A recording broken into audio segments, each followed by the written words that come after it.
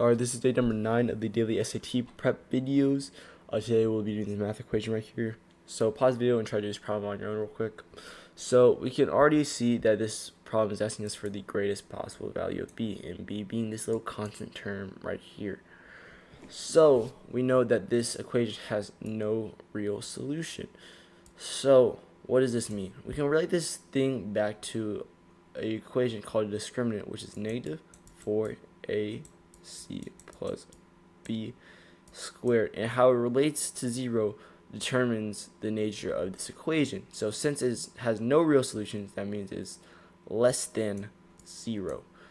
If it was equal to, it would have one solution, and if it was greater, then it would have two solutions, right? So we are looking for, or basically we can just start plugging in values at this point, right? So we know this is our a term, we know this is our b term, and we know this is our c term. So for a, we can already figure out that negative x squared is basically the same thing as negative 1x squared, and so we can plug in negative 1 for a. And c, well, we already have c written out for us.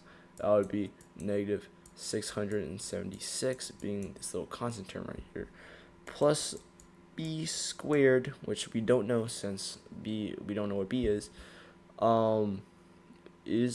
less than 0. So if we do multiplication, we figure out that this should be negative 400 or 4,704, right?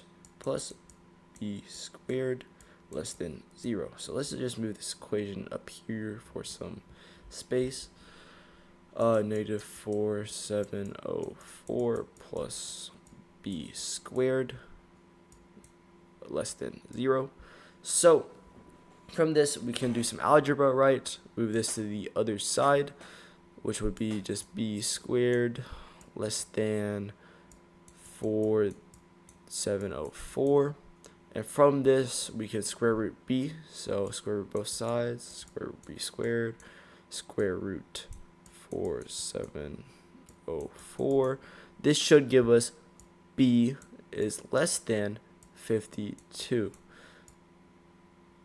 And this would basically just give us our answer, since this is the greatest possible value of b. So that means b, the greatest possible value of b is 52, which would give us our answer of 52.